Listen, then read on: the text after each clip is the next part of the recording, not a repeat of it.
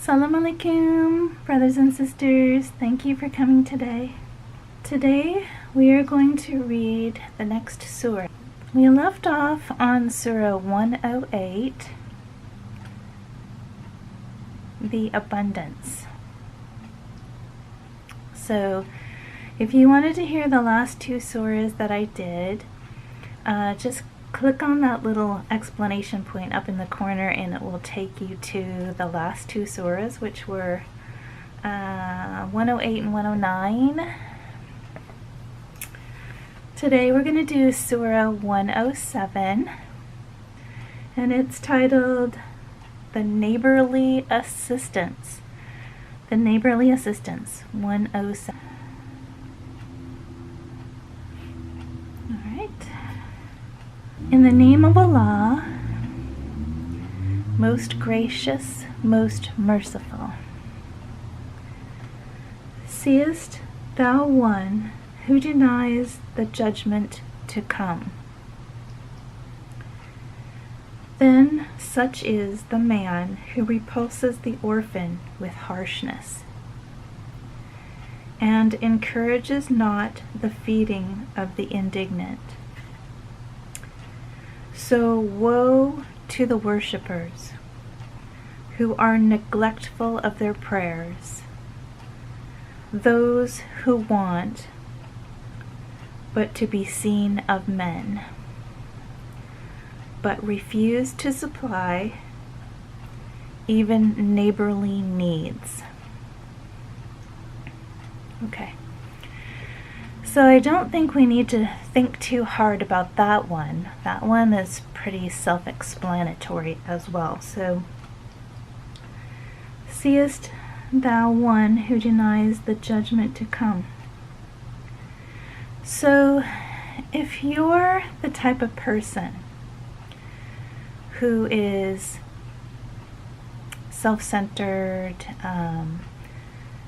putting yourself first, perhaps before your family, before others, not treating people as you would want to be treated by them, living your life as though the judgment would never come or never actually happen,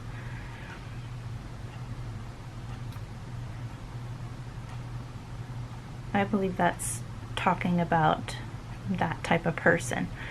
The type of person that it's not in their heart to give or to share what they have, and to share the same quality of what they have with others. It's not in their nature. Or perhaps sometimes they do, and the majority of the time they don't, right? Then such is the man who repulses the orphan with harshness. So, speaking about the type of person who doesn't have empathy and care, compassion, and love for their fellow man, right? Particularly those who are vulnerable and in need of more care, more love, more compassion. For example, a child that is perhaps an orphan, left from war, who has lost everything, and then comes into contact with a person or persons that don't show them extra love or compassion or try to make it easy for them or lend a helpful hand. Instead, they speak to that child with harshness or treat that child with harshness or no care, no compassion, no effort whatsoever to ease the life of that orphan. But I believe that's just an example, really. It could be an elderly person, a widow, a disabled man, anybody really that is in a position where they need compassion and support, right?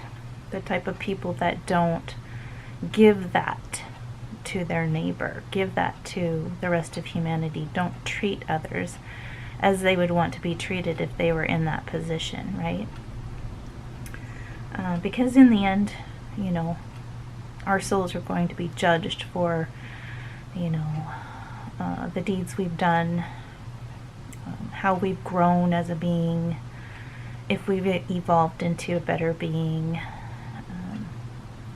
And I'm sure our souls will judge themselves as well, when we get to that point where we are no longer of the physical world, right? So, moving on to the next verse. So, woe to the worshippers who are neglectful of their prayers. So, a believer, a person who should be spending time worshiping,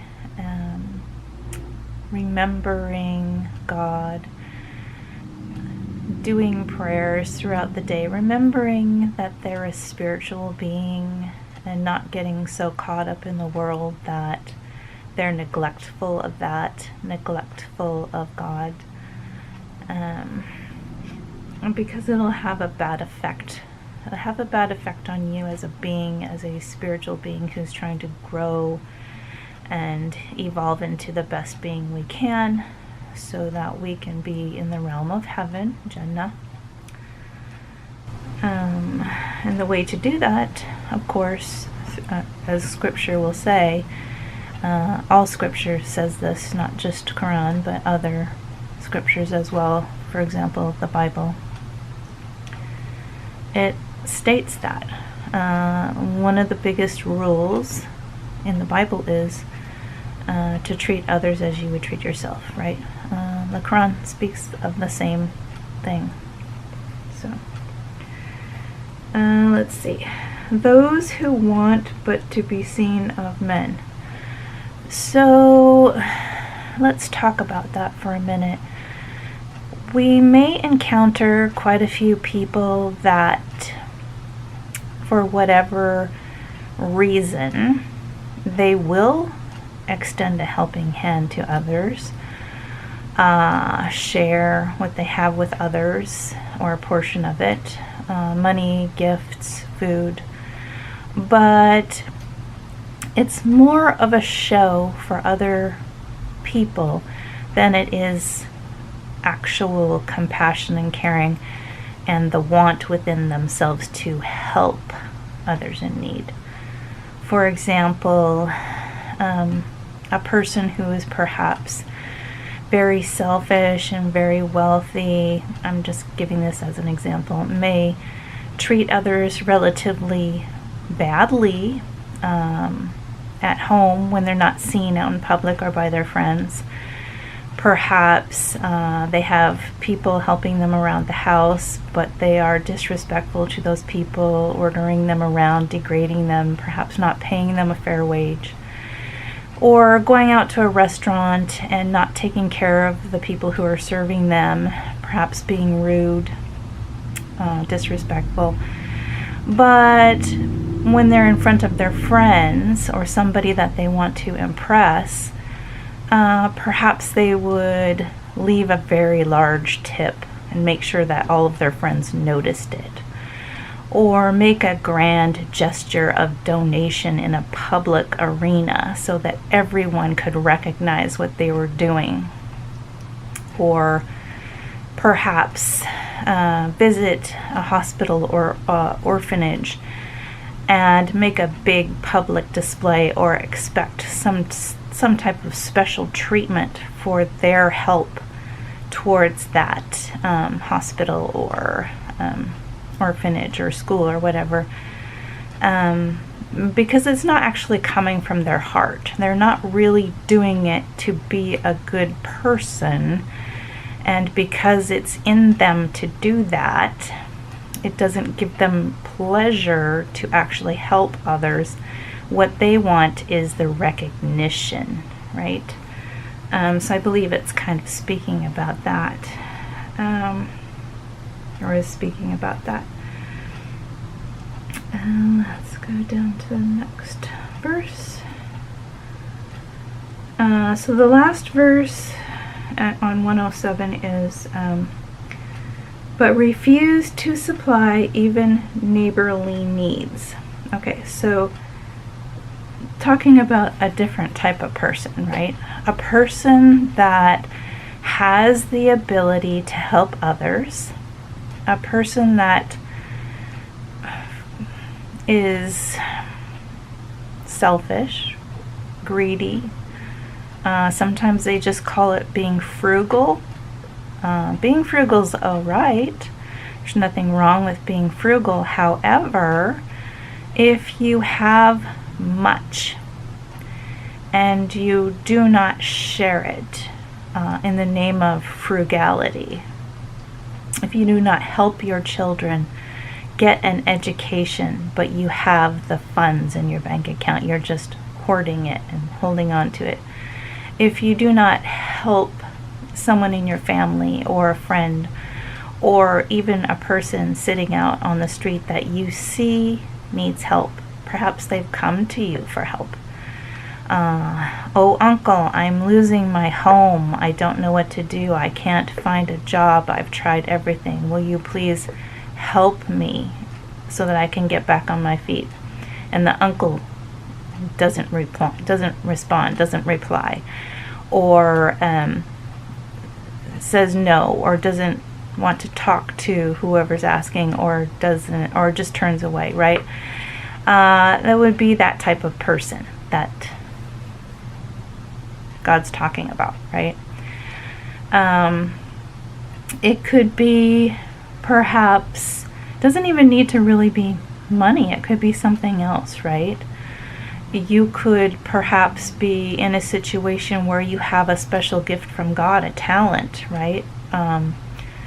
Perhaps you know how to fix cars, you know how to fix engines, and you have the time to do it, and you see a need. You see a stranded woman and her baby on the side of the road and the car's not starting, but you choose to drive on by without helping.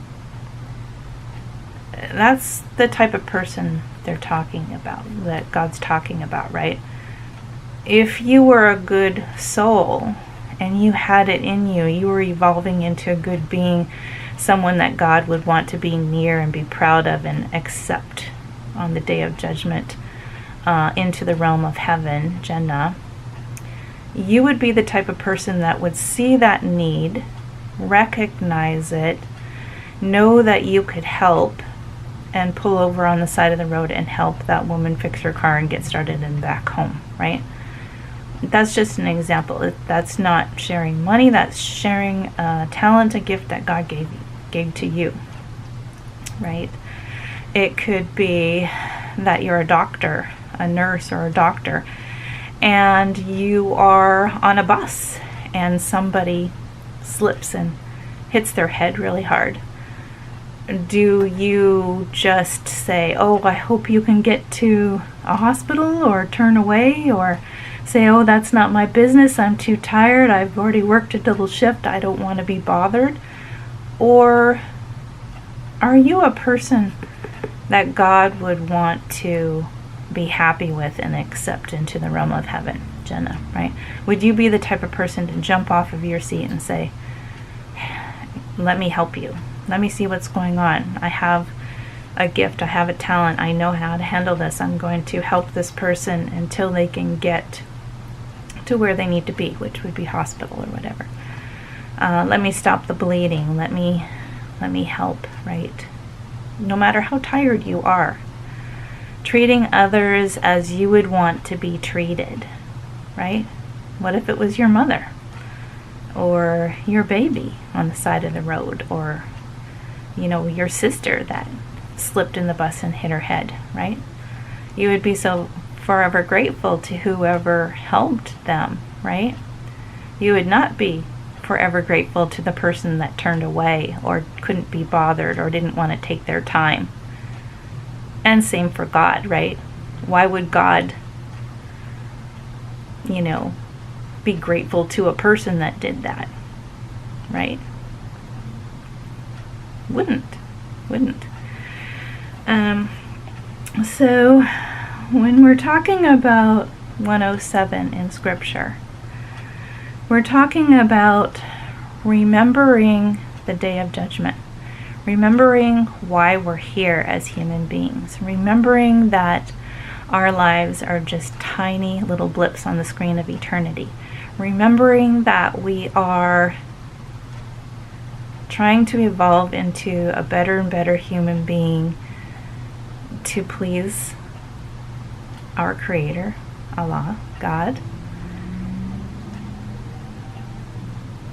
to treat others as we would want to be treated, to help in this world, to help other beings, right? To not be selfish, to not be greedy, to remember to pray, to remember to help in any ways that we can, right?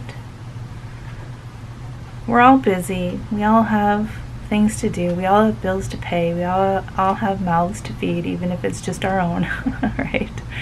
But we also have a responsibility to our neighbors, to our friends, to our family, to people we don't even know. We have a responsibility as God's children to treat our brothers and sisters as God would want us to treat them, right? When we're being kind and generous and thoughtful and loving to other human beings, we're being kind and generous and thoughtful and loving to ourselves and to God. And in the end, of course, there's judgment of that, right? Right. Okay. So we're just going to do the one surah today because I'm going to head home. I'm in my office right now. If you're not subscribed, hit the subscribe button. I believe it's on this side right here. And hit the little bell icon. So if you go below the video, there should be a subscribe and a bell icon. If you click on that, you'll get notified whenever I'm online live and whenever I'm doing another video or I've posted another video, right? And so you'll know. And for all of you that have already subscribed and have been watching my videos for a while, you've heard me talk about this Quran a lot, right? So this was my very first Quran, and I got it at the bookstore, and I keep it in my office. So I had talked about it a lot, and this is the one that I said that I liked so much. It had, before I reverted it, because it looked so much like the Bible, I thought, oh, look at that. And it's very interesting. This one's very interesting. It actually talks in the inside the front here. It talks about the history of it and how to interpret it and why it's written the way it's written and things like that. So it's this one's very interesting, and then it goes from there, and that's quite lengthy actually in the beginning. Goes from there then straight into scripture, which is, this one's actually English and Arabic as well, as you can see.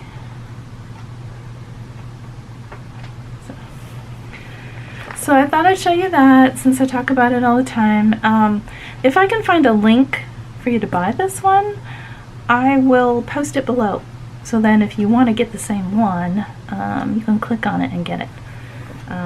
I love this one. It was my first one. Keep it in my office. Read it all the time when I'm not busy with my clients. So, all right. I will head home and do the Q&A. Thanks for watching. Don't forget to subscribe. See you on the next video.